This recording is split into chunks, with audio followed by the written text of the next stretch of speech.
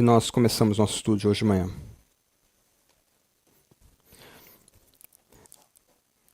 Senhor nosso Deus, muito obrigado pelo dia que Tu nos concede para prestarmos culto, o dia que rememora a ressurreição de Teu único Filho.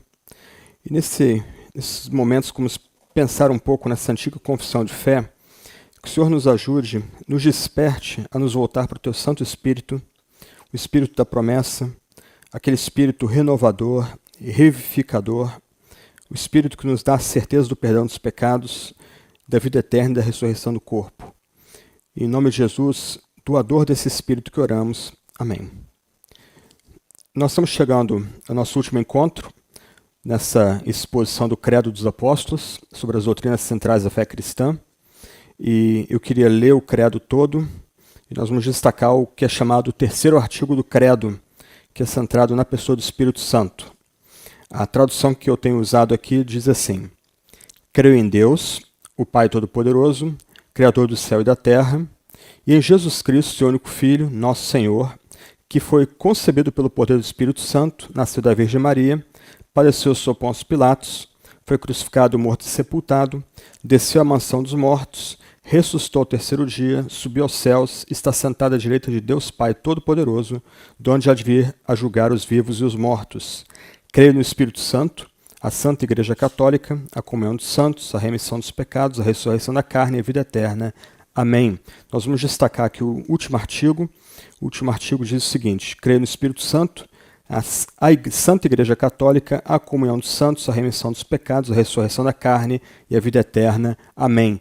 Tradicionalmente, esse último artigo diz: creio no Espírito Santo, na Santa Igreja, na comunhão dos santos, na remissão dos pecados, o que dá a impressão de que o fiel é chamado a crer não só em Deus, como Pai, Filho e Espírito, mas crer também nas obras dele.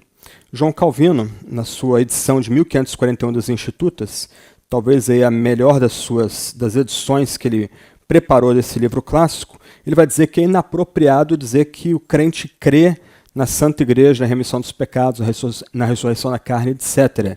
O ponto de Calvino aqui é que o crente crê em Deus como um ser em três pessoas, um ser que se revela em três pessoas. Então nós somos chamados a crer nesse Deus, e nós, por crermos nesse Deus, que é três pessoas, nós entendemos que cada pessoa acaba fazendo certas obras, ou certas obras competem às pessoas da deidade. Então a ideia de Calvino aqui é que a gente crê na pessoa e não nas obras que a pessoa faz. O que o Calvino destaca para a gente é que nós somos chamados a crer em Deus, a confessar cada pessoa da deidade, sabendo que cada pessoa da deidade na história ela faz as obras que, por assim dizer, são de acordo comum entre as pessoas para que essa pessoa singular venha fazer. Então, quando nós entramos no terceiro artigo do Credo, nós somos levados ou somos chamados a crer no Espírito Santo, como Deus junto com o Pai e com o Filho, e entender que esse Deus, que é o Espírito Santo, ele também faz obras próprias.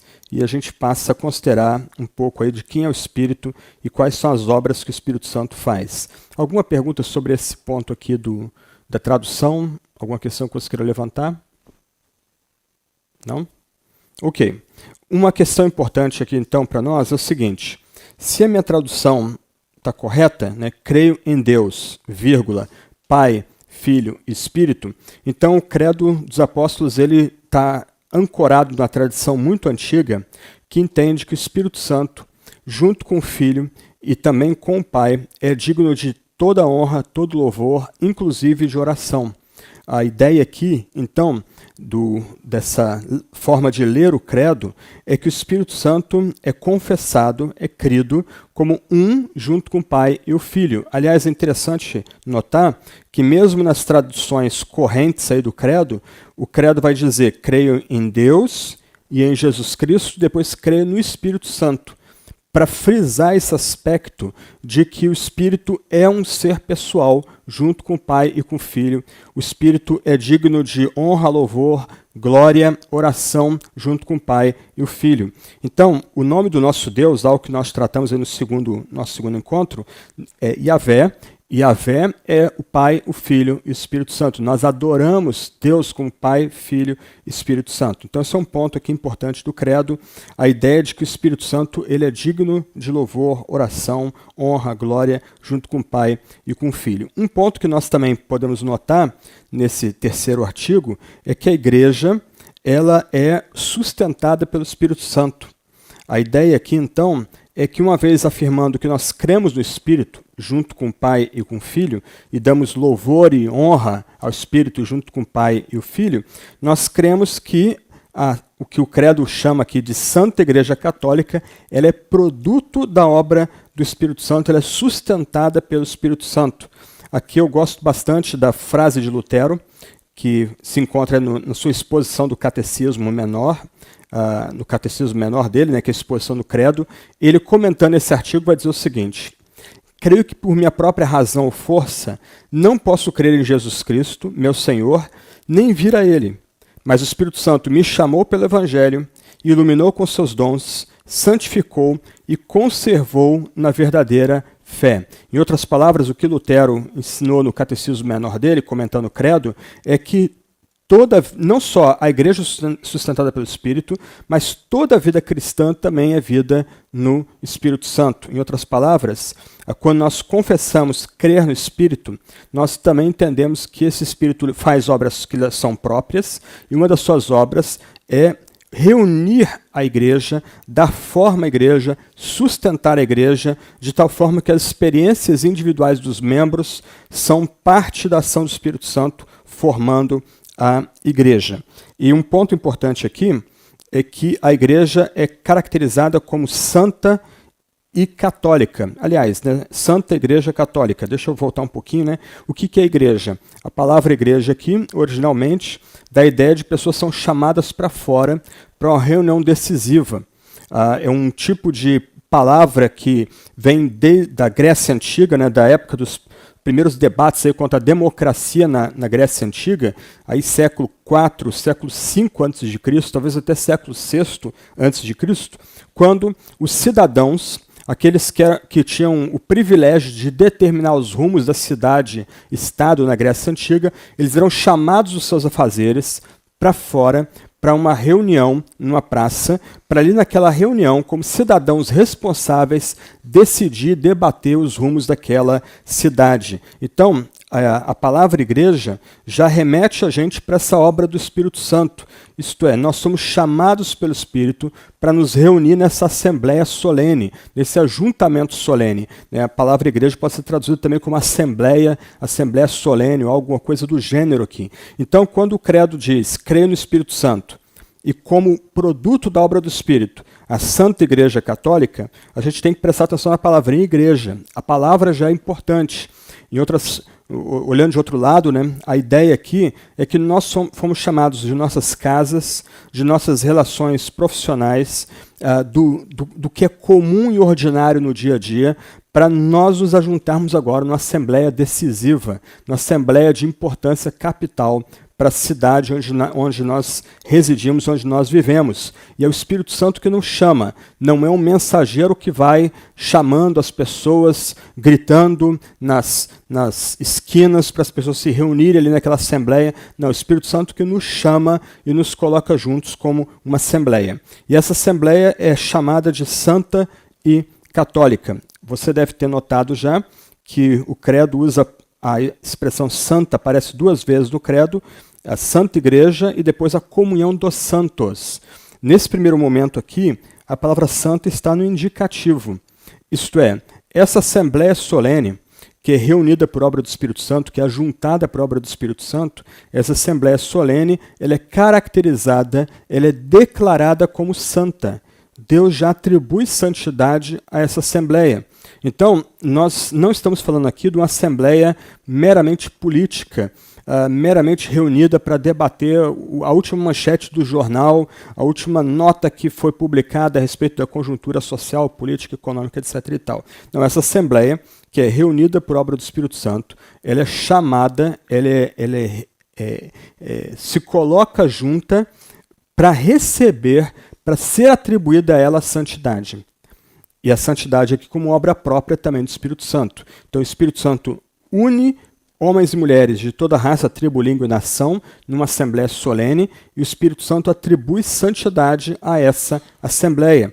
Em outras palavras, essa assembleia que se reúne na presença de Deus, por meio do Espírito Santo, já é uma assembleia que é santa. Ainda que mais adiante a gente tenha que entender que, ao mesmo tempo que nos é atribuída a santidade, nós somos declarados homens e mulheres completamente santos por causa da obra do Espírito Santo. Do outro lado, essa assembleia ela é comandada a avançar, a procurar a santidade. Então, essa igreja, que é uma assembleia reunida por obra do Espírito Santo, também recebe santidade, é conferida santidade a essa assembleia. Não pelas suas obras próprias, mas pelo próprio Espírito Santo. Então, em outras palavras, se nós de fato somos igreja reunida pelo Espírito Santo, nós já somos considerados santos por Deus, porque o Espírito Santo já nos atribuiu essa santidade, ainda que a gente seja comandado a buscar a santificação. E aí tem mais uma palavrinha, que geralmente é uma palavra um pouco mais controversa, principalmente para aqueles que vêm do ambiente muito anticatólico. A igreja é caracterizada como santa e como católica. Aqueles mais anticatólicos geralmente associam a palavra católica à igreja romana, o que não é o caso. Okay?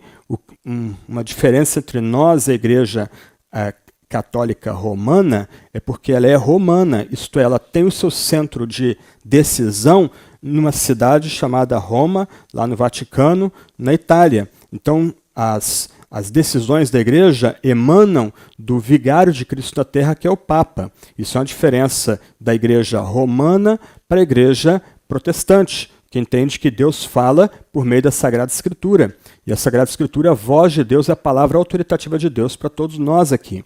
Então, a nossa diferença para a igreja romana não é baseada no uso da palavrinha católica. O que o credo lembra aqui é que a igreja que é produto do Espírito Santo, que é obra do Espírito Santo, ela tem que ser católica. Algumas traduções do credo vão dizer que ela é universal. Eu não sei se ajuda mais do que atrapalha na atual conjuntura, né? É dizer que a igreja é universal. Mas qual é o ponto aqui? A ideia é que a igreja verdadeira, ela é composta de homens e mulheres, como diz Apocalipse, de toda raça, tribo, língua e nação. E a igreja verdadeira se espalha em todo canto da terra. Essa semana, no nosso grupo de bate-papo na igreja, a gente estava conversando um pouco sobre seita. Né? O que caracteriza uma seita? Uma seita, ela é caracterizada por um exclusivismo. A seita se acha o único grupo correto. Olha, durante 2000 anos a igreja não entendeu certo ponto e agora, finalmente, o nosso líder, e esse é outro ponto da seita, né? A palavra do líder, a interpretação do líder é mais importante do que a interpretação de todo o corpo de cristãos da Sagrada Escritura. Então o líder ele escreve um documento, um texto, descobre um livro escondido, e esse livro ele é mais importante, ele ganha um status maior do que a Sagrada Escritura, do que a palavra de Deus. Então nosso líder finalmente descobriu algo que durante 2000 anos a igreja nunca ensinou. E esse grupo agora se entende que é o único correto, todos os demais grupos estão errados, ninguém nunca entendeu a verdade como nós entendemos. Esse tipo de postura é sectária, esse tipo de postura não procede do Espírito Santo. A igreja, ou a comunidade cristã, humildemente reconhece que nenhum de nós tem toda a verdade, nós estamos lutando para tentar entender a verdade, a gente tem comum acordo em doutrinas que são básicas para a nossa salvação, que não tem como ser desprezadas, como a própria doutrina de que Deus é Pai, Filho e Espírito, só que nós confessamos que o Espírito Santo ele tem uma igreja que transcende não só o espaço, né? A igreja... Deus está preservando essa igreja desde o primeiro século, desde o Pentecoste até o presente momento, mas essa igreja ela é composta de homens e mulheres de todas as idades em todo o canto da terra. Em outras palavras, ao confessar que a igreja é católica, nós estamos confessando que nós aqui da Igreja Trindade somos parte da igreja que se espalha no tempo e no espaço. E somos parte de uma igreja que é muito maior do que a expressão local que nós temos aqui. Essa igreja está presente na África, na Ásia, na América do Norte, na Europa Ocidental, na Europa Oriental. Essa igreja se espalha por todo o canto da terra e permanece viva por obra do Espírito desde o Pentecoste. Isso significa dizer que a igreja é santa e católica. É uma assembleia que foi chamada a se reunir pelo Espírito Santo. Essa assembleia que se reúne pelo Espírito já é reputada, já é considerada santa, e essa igreja ela é o ajuntamento de homens e mulheres de toda raça, tribo, língua e nação. Ou como Paulo vai dizer em Romanos capítulo 1, essa igreja ela é composta de escravos e livres, letrados e letrados, gregos, ou gentios e judeus, o que inclui também os gregos. Quer dizer, a ideia aqui da igreja católica é que a expressão local é parte da igreja maior, mas não esgota o que é, de fato, a igreja cristã. Ok? Perguntas nesse ponto aqui? Então, uma questão básica para nós aqui, a gente tem que tomar muito cuidado quando certo líder começa a dizer ou ensinar algo e ele começa a usar chavões ou clichês do tipo, olha, ninguém nunca ensinou isso aqui em 2000 anos de história da igreja, finalmente o Espírito me revelou, finalmente eu tenho uma percepção, e para você entender a Bíblia, você tem que comprar o meu livro, você tem que entender a Escritura por meio do material como é que é o corpo governante dos Testemunhos de Jeová, o livro de Mormons, e em outras palavras, esses textos que foram descobertos de forma espantosa ou foram compostos pelo líder do movimento, agora se equiparam ou são mais importantes do que a Sagrada Escritura. Você só consegue ler a Bíblia por meio desses documentos. Do outro lado, também é complicado quando um grupo começa a dizer que, finalmente, a partir do século XIX, esse grupo descobriu a verdade e é o grupo que está mais próximo do Novo Testamento, nenhum grupo que precedeu ele chegou a essa verdade e só há salvação por ingresso nesse grupo. São marcas das seitas. E pensando aqui em termos do credo, a seita não é parte da igreja santa e católica. Ela se apartou da igreja santa e católica quando ela afirmou uma posição completamente arrogante, né, achando que esse é o único grupo correto. Todos os outros grupos nunca ensinaram, nunca chegaram perto de ensinar o que a Sagrada Escritura, o que outros grupos antes, né, interpretaram da Sagrada Escritura. Perguntas? Sim. As igrejas, por elas serem parte do todo, elas carregam também, então, elementos que estão aí da sua cultura, do seu ambiente. Os critérios para a catolicidade, a relação entre as igrejas, são os elementos fundamentais. Exatamente. Que são dados no credo, que é para usar a imagem de C.S. Lewis, né, seria o cristianismo puro e simples. A sala de estar, onde você entra, você vê os móveis principais da casa, e depois você vai abrir as outras portas para entrar em outros quartos, né, as outras denominações particulares. Mas uma marca da seita é uma ruptura com as doutrinas centrais do credo. Por exemplo, quando o credo fala de Deus o Filho, seitas vão romper com a ideia de que o Filho é Deus de Deus, luz de luz, ele é um com o Pai. E nesse caso específico, eles comprometem a doutrina central da salvação. Outras seitas vão comprometer outros pontos do credo. Então é curioso notar que as seitas são exclusivistas de um lado, elas vão pretender ter descoberto uma certa verdade esotérica que ninguém nunca descobriu em 2000 anos de história da igreja, mas fatalmente elas acabam caindo em heresias muito antigas, como os próprios Testemunhos de Jeová. A negação deles de que o Filho é Deus de Deus, luz de luz, não é nada novo, não começou no século XIX. É uma mera repetição da doutrina de Ário no século IV, famoso líder da igreja em Alexandria, que começou a ensinar que Jesus não era Deus, Jesus seria a primeira criatura. O mesmo se aplica a outros grupos, Testemunhas de Jeová, Mormons, etc. e tal. Em cada ponto, né, outra questão importante das seitas é que a salvação nunca é somente pela graça. O fiel tem que cumprir alguns pré-requisitos para ser salvo. Geralmente cumprir alguns ditames da seita, adotar algumas regras dessas seitas. Se ele não fizer isso, ele não tem salvação. Então, a ideia de somente graça, somente fé não existe para a seita. A fé tem que ser acrescida de outro ponto, né? Então, em vários tópicos importantes, as seitas rompem com um edifício que é comum, inclusive a protestantes e católicos e ortodoxos. Ela acaba rompendo com essas questões aí que são básicas para os 3 principais ramos da cristandade. Sim, Antônio. Uhum. Uhum. Uhum. Uhum. Uhum. Sim, sim. Uhum. Aham. Sim, aham. Aham. Então, isso é um problema sério dentro da tradição católica, porque assim, até a década de 60 do século passado, o Concílio Vaticano II, nós éramos considerados heréticos. Aí no Concílio Vaticano II, os protestantes passaram a ser chamados de irmãos separados, né? E mais recentemente aí, se me falha a memória, final de década de 90, num dos últimos documentos aí importantes de João Paulo II, não se reverteu o status do protestante. O protestante continuou sendo chamado de irmão separado, não era mais herético, o que atenuaria esse aspecto de nós retratarmos a Igreja Católica como uma seita, né, à luz dos critérios que eu estou elencando aqui. Mas, do outro lado, voltou a afirmar que afirmava 2 pontos. O primeiro ponto, que fora de Jesus Cristo não há salvação. É necessário ter um conhecimento explícito de Cristo para ser salvo. Segundo ponto, que é aí o ponto controverso, é que fora da comunhão com a Igreja Católica não há salvação.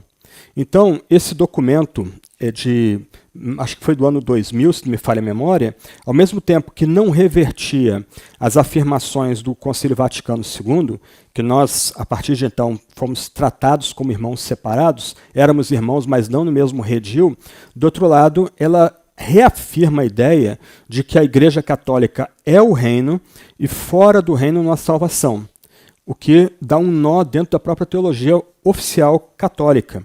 Então, assim, se de um lado a tradição católica mais ampla, vamos dizer assim, até o 5º, 6º, 7º século depois de Cristo, é parte dessa igreja universal, a partir da Idade Média, foi o que me perguntaram ontem no grupo de bate-papo, né, quando surge a igreja católica, quando a gente conhece hoje. Né? Então eu falei, não, vamos por partes, não é católica, é a igreja romana. Então, por exemplo, a partir do século VIII, começa-se a ideia de que o bispo é o bispo de Roma é o principal bispo da igreja. E aí começa a ideia do bispo de Roma ser o papa, ser o pai de toda a igreja, ser o vigário de Cristo, estar no lugar de Cristo e interpretar autorizadamente a escritura para toda a igreja. Mais adiante, século X, aí começa a ideia de que os elementos da ceia, eles transmutam, né? Eles são os elementos são pão e vinho, vão virar agora a carne e o sangue do Salvador. E aí começa toda uma série de agregados que, de fato, vão levar a igreja, toda a igreja, né, a uma situação de começa a haver rupturas. Então, século XIV, Hus, ou Wycliffe antes, Hus, aí finalmente a Reforma. E a Reforma não é uma noção sectária da igreja. Ah, não, tudo aqui está errado, vamos começar. Essa é a posição anabatista. Não, está tudo errado, vamos restartar. Agora começa de novo, de verdade, a igreja com a gente. Há um salto de 1.500 anos. Né? Não, os reformadores disseram, não. Vamos tirar, né, para usar a imagem bíblica, né, vamos tirar as pedras que os nossos inimigos usaram para tapar os poços aqui. Vamos então tirar tudo e vamos tentar achar água cristalina dentro da igreja. Então, os reformadores se viam como os católicos verdadeiros, não romanos. Então, nesse aspecto, sua pergunta é importante, porque lembra que a gente vive numa tensão com o edifício católico romano. Né? E a gente tem aqui a segunda maior basílica romana em todo o mundo, que é a Basílica de Aparecida. Umas 2 horas de carro daqui, só é menor do que a Igreja de São Pedro em Roma, lá no Vaticano. Então a gente vive essa tensão também no nosso meio aqui. Então a gente tem que lembrar que, de um lado, nós temos um terreno comum com a Igreja Católica em suas origens, mas quando essa igreja se torna romana, ou centrada em Roma, então começa a acontecer algumas coisas complicadas nessa igreja, que vão demandar umas reformas, e toda a Idade Média você vai encontrar movimentos de reforma.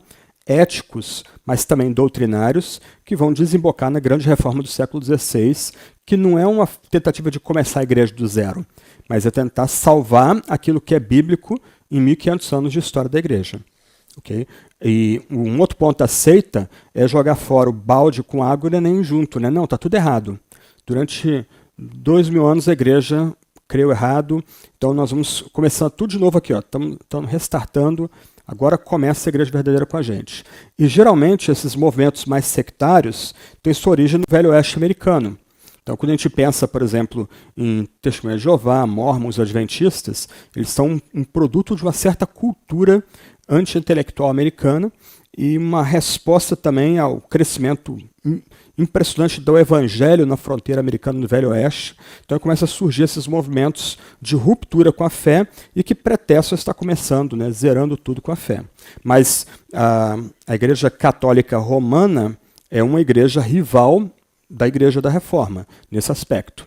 Okay? Inclusive, alguns reformadores entendiam que o Papa era o anticristo. Isso foi consagrado em algumas confissões de fé. Por quê? Porque o Papa ele queria ser o vigário de Cristo à Terra. Em outras palavras, ele queria ser retratado como substituto de Cristo na Terra. Né? E aí tem a questão da missa, né? O sacrifício de Cristo sendo refeito em todo culto. Né? O sacrifício de Cristo é único, acabado, final, eficaz, lá no passado, no Calvário, né, uma morte no tempo, na história, que tem eficácia completa para quem veio antes e para quem vem depois. Né? Aí vocês vai agregando esses vários outros pontos que colocam a fé protestante em ruptura com o catolicismo romano. Uhum. Uhum. Uhum. Sim. Sim. Sim. Sim. Um ponto assim um ponto que eu brinco às vezes é o seguinte: C.S. Lewis já conheceu o catolicismo latino, porque assim o catolicismo anglo-saxão, tanto na Inglaterra como na Alemanha, como no norte da América, é muito diferente do catolicismo hispânico e luso que nós recebemos. Né? Então, não sei se vocês chegaram aí em Alcobaça, por exemplo, né? Tem o mosteiro fantástico ali, o mais antigo mosteiro de Portugal. Você entra naquele mosteiro, ele só tem uma cruz gigante dominando toda a nave. Não tem uma retratação de Maria Virgem ali. Aí você atravessa para a Espanha, Sevilha, né, vai para a Catedral de Sevilha, onde está lá supostamente, né, os ossos de Cristóvão Colombo, que você tem ali a Virgem Maria em destaque gigantesco ali. Né? Isso lembra... isso a Igreja de Portugal que eu estou citando é do século XIV, mas depois Maria vai se tornar um personagem dominante da piedade portuguesa, como é uma personagem dominante da nossa piedade católica, né, aqui no Brasil. Basta ver, por exemplo, o Alto da Compadecida, a parte final, né, muito engraçado o filme, dá boas gargalhadas, mas a parte final é uma aula de catolicismo popular brasileiro. A pessoa do filho é confundida com a do pai, não há a pessoa do Espírito Santo, ela não é retratada a única vez, e Maria ela é intercessora. E Maria ela é mais importante do que Jesus / Deus no drama que vai acontecer ali, se aqueles que morreram podem ser salvos, devem ser salvos ou não. E no final todo mundo é salvo. Né? A Maria dá um jeitinho, até mesmo o malvado da história acaba sendo redimido. Né? Ele volta à vida para tentar consertar o que ele fez antes de errado. Mas há uma grande diferença entre o catolicismo como C.S. Lewis retrata em Cristianismo Puro e Simples e o catolicismo como nós vivenciamos no Brasil e no resto da América Latina. Talvez, se ele e outros escritores anglo-saxões que têm essa pegada de aproximação ao catolicismo conhecessem o tipo de catolicismo que a gente lida aqui no Brasil, né, de raiz mais hispânica e lusa, talvez eles fossem um pouco mais cuidadosos com algumas qualificações. Né? Então, são experiências de fé diferentes da mesma casa dentro do catolicismo. O que é o diferencial do catolicismo? Não é, na verdade, uma unidade da experiência religiosa, mas a submissão ao papado. Por isso que eu costumo dizer, não, a Igreja Católica somos nós é que somos a Igreja Católica, nós não somos romanos. Nós não somos igreja católica apostólica romana, porque a gente não crê que o Papa é o vigário de Cristo. A gente não crê em que ele é o intérprete fiel da Sagrada Escritura. E tudo que ele diz sentado na cátedra de Pedro é inerrante e sem erro no mesmo nível que a Sagrada Escritura. Não. A igreja católica é uma coisa, a igreja romana é a experiência de desenvolvimento de uma igreja que começa lá nos primórdios, prova uma divisão, ok? Se você conversa com um cristão ortodoxo, russo, grego, ele vai entender que a igreja dele é mais antiga do que a igreja romana. A igreja romana é uma divisão da igreja ortodoxa, uma divisão que já começa ao final da Idade Primitiva, ali, século VI, século VII, mas encontra seu clímax no século XI, quando o primaz da igreja ortodoxa e o papa medieval vão trocar bulas de excomunhão entre eles. E aí alguns prelados católicos vão ao Oriente, vão em Constantinopla, atual Istambul, e vão jogar dentro da igreja bula de excomunhão e sair correndo, para não ser linchados pelo povo. Então, um ortodoxo vai entender que quem rompeu com a ortodoxia foi a igreja romana. A igreja ortodoxa permanece firme à mensagem dada lá no Novo Testamento. Ok? Então, esse é um ponto que acho que ajuda aí essas questões que o Antônio levantou. Eu preciso correr um pouquinho aqui. Ok, Santa Igreja Católica, a comunhão dos santos. Então, se de um lado, pode deixar os slides aqui, depois vocês recebem, eu não vou poder seguir os slides todos. Se você notar, então, o Espírito Santo declara a igreja como santa. Okay? A igreja, de um aspecto, já experimenta esse estado de santidade. Do outro lado, a igreja é retratada como uma comunhão, o que reforça o caráter de igreja. Okay? A assembleia, aqueles são chamados para essa assembleia, para essa reunião. Essa reunião não é meramente administrativa, é de fato uma comunhão de almas. É um espaço, nos é dado um espaço de amizade. Okay? Então a igreja, que é produto do Espírito Santo, ela tem que ter esse aspecto de comunhão. E tem gente que vai reclamar, puxa vida, eu já me decepcionei com a igreja, já me decepcionei com pessoas dentro da igreja, fui traído, já fui magoado. Quem nunca foi? Quem já não provou suas decepções dentro da comunidade cristã? Que bom. Deus a preserve, Deus aguarde. Fofinha. Deus aguarde. Mas então vamos qualificar. Então, vários de nós aqui já provaram suas decepções, seus choques. Alguns já foram escandalizados aqui por obreiros inescrupulosos, pecados grosseiros, etc, etc. Mas como diz um ditado antigo, a igreja é como a arca de Noé. É melhor estar dentro dela com todo o seu mau cheiro do que fora. Porque você lembra o que acontece com aqueles que estão fora da arca de Noé. Então, o ponto aqui, gente, é o seguinte: ainda que nós já recebamos o dom da santidade, ainda que a gente já seja tratado por Deus, pela obra do Espírito Santo em nós, como uma igreja composta de homens e mulheres já santificados, já em estado de santidade, do outro lado, nós somos comandados a buscar a santificação, como comunhão. Um ajudando o outro, um auxiliando o outro em buscar ser santo, em permanecer em santidade. Nesse aspecto, então, a igreja tem, por obra do Espírito, a possibilidade de dar um testemunho que nenhum outro grupamento humano consegue propiciar. Você pensa nas torcidas de time de futebol, elas estão juntas até que tem a eleição do clube, para presidente do clube. Começou a ter ali a decisão para decidir quem vai ser o presidente do clube, começa a briga entre as facções de torcida. Puxa, mas a gente não ama o mesmo time? Ok, acabou o amor pelo time quando vai ter a eleição para o presidente do clube. Pensa num partido político. Não, o partido está unido, o partido é orgânico, todos somos pela ideia, pela legenda, etc. Aí experimenta, começa as prévias para ver quem vai se candidatar à prefeitura, a governo, a presidência para aquele partido. O partido se dissolve, aí surge outro partido, brigam entre si. Não, esse partido não é puro o suficiente, vamos partir para um partido mais puro. Né? Aí você pensa, por exemplo, nos regimes comunistas. Né? Eles têm as boas intenções nos regimes socialistas. E aí o leigo acha que os partidos de esquerda são um bloco monolítico, tudo ajeitadinho, tudo resolvidinho. Beleza. estuda a história do século XX, como os partidos de esquerda se estraçalharam, se destruíram mutuamente durante quase todo o longo século XX. Stalin mandando matar Trotsky, porque para Trotsky Stalin não era um comunista tão puro quanto deveria ser. Mais adiante aí, Stalin mandando matar de fome os ucranianos, 3 a 6 milhões de ucranianos mortos de fome. Mais adiante, véspera da Segunda Guerra Mundial, Stalin faz o grande expurgo, mata mais ou menos 1 milhão de russos, inclusive generais de primeiro escalão, de elite, gente das forças de segurança, porque eles eram comunistas tão puros quanto deveriam ser. E por aí vai. A Hungria queria reformar o socialismo. A União Soviética esmaga a Hungria. Os tchecos querem reformar o socialismo, querem um socialismo de rosto humano. Aí vão os soviéticos, esmagam a Primavera de Praga em 68. O Vietnã conseguiu unificar o seu país, expulsou os malditos Yankees, etc. Ok, em 81 vem a China, poft, toma o Vietnã se torna a província da China. E aí?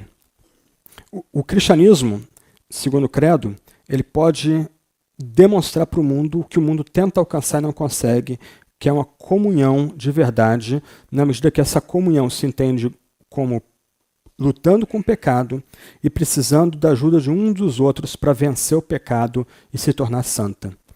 O cristianismo, colocando de outra forma, nós podemos provar a veracidade do cristianismo pela qualidade das nossas relações. O mundo tenta fazer comunidade, mas não consegue. Pesa sobre nós, se nós somos uma igreja que é do Espírito Santo, mostrar para o mundo que nós somos de fato diferentes, porque somos de fato comunhão dos santos. Há um tipo de relacionamento entre nós que o mundo tenta fabricar, mas não consegue. E nós só conseguimos experimentar esse tipo de relacionamento entre a gente por causa da obra do Espírito Santo, que nos santifica mutuamente nesse processo. Okay? Então esse é o ponto aí. Creio no Espírito Santo, a Santa Igreja Católica, a comunhão dos santos. Alguns autores mais antigos, e talvez eu tenha que acrescentar isso no meu livro, sobre o credo, eles entendiam que a comunhão aqui tinha a ver com os 2 sacramentos. E aí, ainda que o credo não trate diretamente deles, isso é curioso, tem lá sua razão de ser. Então, a comunhão dos santos seria experimentada no único batismo que nós provamos, em nome do Pai, do Filho e do Espírito Santo, e a comunhão dos santos também é experimentada quando nós partirmos o pão e tomarmos o cálice. Então é uma interpretação interessante, eu tenho que pensar um pouquinho mais e talvez acrescentar algum parágrafo ao que eu já escrevi sobre o credo dos apóstolos. O credo continua dizendo da remissão dos pecados, da ressurreição da carne e da vida eterna. E se você notar, esses 3 elementos são tratados como parte da obra do Espírito Santo. Okay? Então faz sentido a argumentação de Calvino que a gente não crê na remissão dos pecados, a gente crê no Espírito Santo, que concede para nós a remissão dos pecados, a ressurreição da carne e a vida eterna. 3 pontos aqui importantes, então. A remissão dos pecados, isto é, se nós estamos no âmbito da obra do Espírito Santo, se nós estamos vivendo nessa esfera do Espírito Santo, então nós provamos aqui e agora o perdão dos pecados. Em outras palavras, o crente, segundo o padrão do credo, é aquele que, de fato, pode colocar a cabeça no travesseiro no final do dia, em paz, e dormir em paz. Ele sabe que enquanto ele dorme, Deus está trabalhando por ele, e ele sabe que ele dorme com todos os seus pecados perdoados, por obra do Espírito Santo. A ideia da remissão dos pecados aqui é que todos os pecados foram perdoados, foram apagados por obra do Espírito Santo. Então, nota que isso também marca uma distinção entre a fé cristã, católica de verdade, e as seitas. Nas seitas, você nunca alcança o pleno perdão dos pecados, mesmo no catolicismo. Por que a ideia da missa constante? Porque você precisa aplacar sua consciência constantemente na igreja, numa certa associação, numa certa instituição. Quando os reformadores começaram a ensinar então, sobre predestinação e eleição, essa noção de que você precisa todo domingo voltar a uma certa instituição para se sentir perdoado foi rachada. Porque os reformadores, ao relembrar o que a Bíblia ensina sobre eleição e predestinação, queriam destacar que a salvação é só pela graça, mediada pela palavra sagrada, não por uma instituição humana. A instituição foi colocada em risco, foi colocada em xeque. A gente não depende da instituição para ser perdoado. Mas para a seita, você precisa estar ligado à denominação, ou ao grupo, ou à associação, para experimentar perdão. Se você se destaca do grupo, você não tem mais o perdão de pecados enquanto você está longe do grupo. Mas o credo vai ensinar para a gente, biblicamente, que ao estarmos no âmbito do Espírito, na esfera do Espírito, nós já temos a completa remissão dos pecados. Todos os nossos pecados foram perdoados. Todos eles. A gente pede perdão, não é porque o nosso perdão faz o amor de Deus retornar para a gente. Deus continua amando a gente como Ele ama desde o princípio, em Cristo, mesmo quando a gente peca, mesmo quando a gente cai em pecados até mesmo grosseiros, se nós somos cristãos de fato. Nós pedimos perdão porque nós queremos experimentar essa alegria que procede do Espírito, de que nós tivemos nosso pecado remido, completamente remido. O credo não diz que essa remissão de pecados é parcial. Não, a remissão de pecados é total. A paz da alma é concedida de forma total para aquele que crê, e não aos pedaços, ou não dependente, ou ela não é dependente da instituição, ela não é dependente do oficiante, que é outra questão determinante na estrutura católica, né? Quem ministra o perdão dos pecados é o clérigo. Não, quem nos dá a certeza do perdão dos pecados não é o obreiro, é a própria palavra de Deus, que ensina que quem crê em Cristo tem um fiel advogado e todos os seus pecados lhe são perdoados. Todos eles são cobertos pelo sacrifício remidor de Cristo. Aí o credo continua falando da ressurreição da carne e da vida eterna. Os dois aspectos são colocados juntos aqui. O que o credo quer lembrar é que o nosso estado vindouro, que também é obra do Espírito Santo, não é só um estado. Muitos de nós não refletem sobre o estado vindouro porque foram nutridos com a visão chata dos céus, como um mero estado. Um estado de paz, um estado de alegria e, no máximo, um lugar com muito gelo seco. Todos nós viramos anjos voando, tocando a harpinha e com a memória apagada, deletada, né? Sem nenhuma memória do que aconteceu previamente. Mas quem quer ir para um lugar desse? Aliás, onde na Bíblia tais imagens são ensinadas a respeito sobre o céu? Na Bíblia, o céu é um estado de vida eterna, e aqui a expressão é misteriosa, porque a ideia aqui é que vai ser uma vida que não é mais marcada pelo tempo. Okay? Meu professor de teologia ele tentava ilustrar o tempo como uma linha e a vida eterna como um ponto. Porque é difícil falar de um tempo que a gente não viveu ainda e que não é mais marcado pelo cronos, pelas marcações do relógio, pelas voltas da Terra ao redor do Sol. O fato é que o credo une dois pontos. De um lado, esse novo estado vai ser um estado de eternidade, vida plena na eternidade, vida abundante da eternidade. Nós vamos ter alegria perene, contentamento completo. Nós vamos ter todos os nossos mais profundos anseios completamente satisfeitos nessa vida que é eterna, nessa vida que é abundante. Só que esse estado de vida eterna, de alegria perene, é um lugar também, onde nós habitaremos com corpos ressurretos. Então, essa vida eterna, esse estado de vida eterna é marcado também pela restauração do nosso corpo. E aí o credo se une todo bem bonitinho.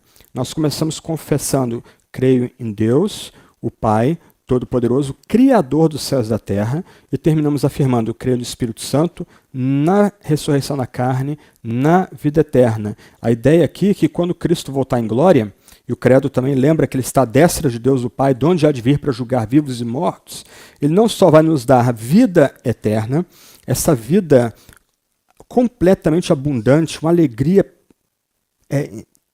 infindável, até difícil usar expressões aqui nossas, né? Mas nessa vida eterna nós teremos corpos transformados. nós vamos nos reconhecer. Nós vamos poder brindar a celebração da vitória de Deus em Cristo sobre o mal na criação.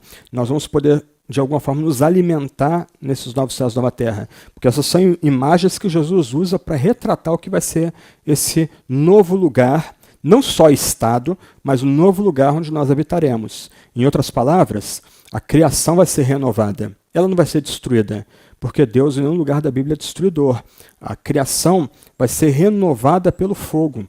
E o que nós teremos agora, ou onde nós estaremos, é um novo céu e nova terra. Nós habitaremos esse novo céu e nova terra para a glória de Deus. Então, em outras palavras, nesse lugar de vida eterna, ele vai ser um lugar de ressurreição do corpo. Nós vamos poder mostrar nossas cicatrizes em prol da mensagem cristã. Paulo mesmo diz que ninguém deve retirar as suas marcas que ele recebeu por causa da pregação do Evangelho. Nós vamos nos reconhecer mutuamente. Nós vamos louvar a Deus porque a nossa memória foi santificada e foi limpa do que nós passamos desse lado da existência. Vamos poder louvar a Deus pela sua salvação, pelo seu perdão, pelos livramentos que a gente nem sabia que ele fez e por aí vai. E mais do que isso, nós vamos ver a face de Deus, a glória de Deus na face do Filho. E o Espírito Santo passeando entre nós, nos unindo para toda a eternidade, como agora de fato a comunhão completamente santa.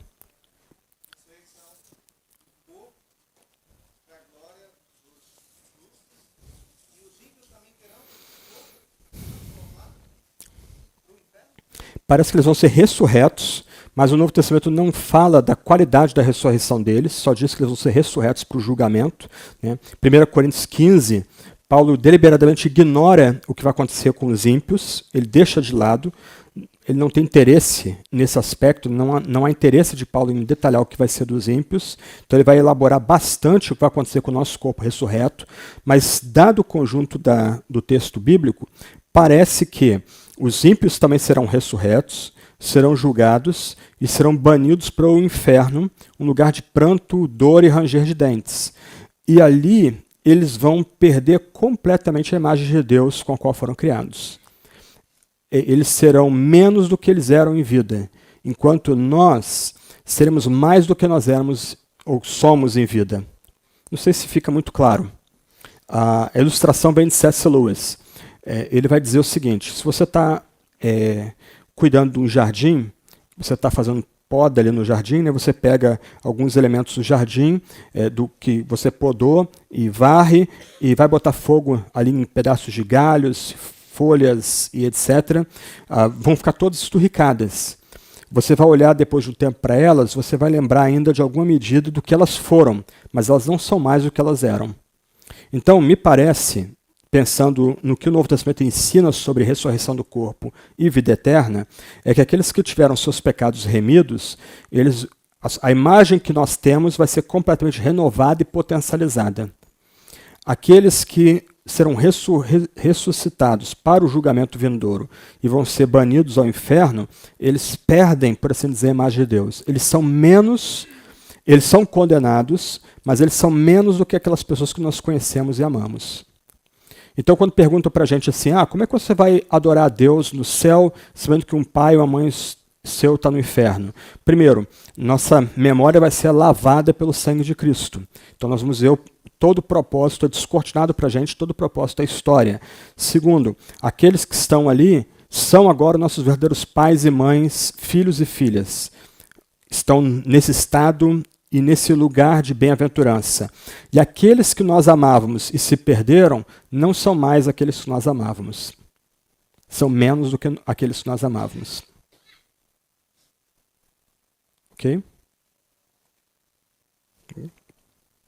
Então a gente tem que pregar o inferno, mas a gente não deve caracterizar o inferno como como é que as pessoas retratavam o céu e o inferno no passado? O céu, muito gelo seco, todo mundo vestido de anjinho, tocando harpa, e ninguém lembra de nada. Aí o inferno era um caldeirão borbulhando ali com enxofre, e os demôniozinhos com tridente, etc, etc. Na verdade, o que para mim é bonito, mas também é pavoroso, a Bíblia fala muito mais dos novos céus e nova terra, como esse lugar de vida, de festa, de encontro, de nós vamos nos tocar, nos abraçar, vai haver algum tipo de trabalho santificado para a gente fazer ali, nós vamos poder conversar com Cristo pessoalmente, ter comunhão uns com os outros, né? E do outro lado, aqueles que estão no inferno, eles estão no lugar de pranto, ranger de dentes, onde o fogo nunca se apaga, o verme não morre, é um calabouço escuro, mas a Bíblia também não detalha mais do que isso, né? E a gente também não deve forçar, já é terrível o suficiente essas imagens, mas a gente não deve forçar, né, que nem os teólogos medievais, muito pregador popular, né, usando o inferno para levar pessoas para Cristo, né? Como se o terror do inferno fosse aí, a verdadeira motivação para pessoas chegarem a Jesus. Pula para o último slide do Guiando a Fé, por favor. Tem uma portinha com a cruz e uma... Pode mais, mas...